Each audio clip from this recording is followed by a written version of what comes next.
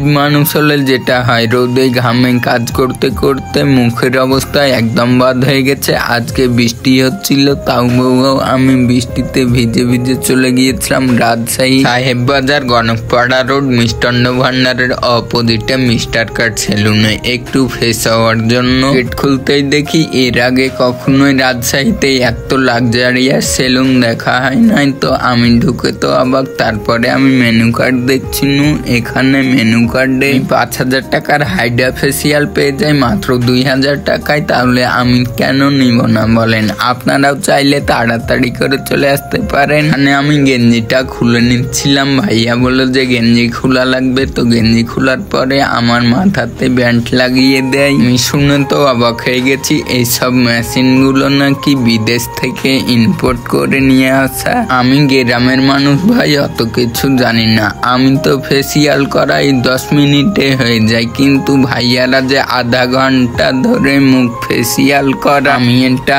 জানতাম না। তো ভাইয়া এত সুন্দর করে মুখটাকে ক্লিন করে নিচ্ছিল আর মুখ ক্লিন করছিল, তখন ঘুম চলে আসছিল। মানে মুখের কোনো দাগ থাকতে দিবে না তারা। প্রথম আমি হাইড্রা ফেসিয়াল করলাম আর এত সুন্দর ভাবে ভাইয়ারা সার্ভিস দিয়েছিল, আমার তো ঘুম চলে এসেছিল, আমি ঘুমিয়ে গেছিলাম। এখানে ভাইয়া আরো সুন্দর করে একটু পরিষ্কার করে নিচ্ছিল যেন দাগ একটাও না থাকে। আমি এটা দেখে তো আরো অবাক হয়ে গেছিলাম। মানে মুখের চামড়া কিভাবে টেনে টেনে শার্ট করতে হয়। তারপরে মেরাজ ভাইয়া আমাকে দেখতে এসেছিল। সত্যি তো এটাই যে আমি একজন প্রতিবন্ধী ছেলে হওয়া সত্ত্বেও আপনারা যে আমাকে এত পরিমাণে বেশি ভালোবাসা দেন, এটা দেখে আমি সত্যি অবাক হয়ে যাই। আসলে আমি এটা শুনে আরো অবাক হয়ে গেছি যে এখানে যে সমস্ত ক্রিমগুলো ইউজ করা হয় এগুলো নাকি বিদেশ থেকে ইম্পোর্ট করা। তাহলে আর দেরি কেন?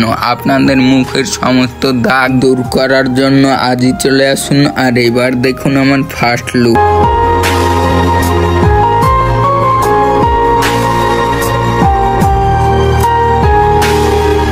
আপনাদের রহিম সাহেবকে আর চিনাই যাচ্ছে না। আজকে সে হিরো হয়ে বাড়িয়ে গেল ভাইয়ের শিলং থেকে। রহিমকে আপনাদের কাছে কেমন লাগছে অবশ্যই জানাবেন।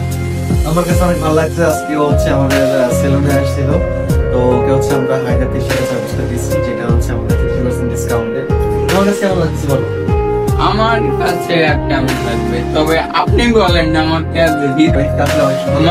মানে এত বড় কন্টেন্ট ক্রিয়েটার, এত বড় মাপের একজন মানুষ যখন কমপ্লিমেন্ট দেয় তখন নিজের কাছে অনেক বড় মনে হয়। তো ভাইয়া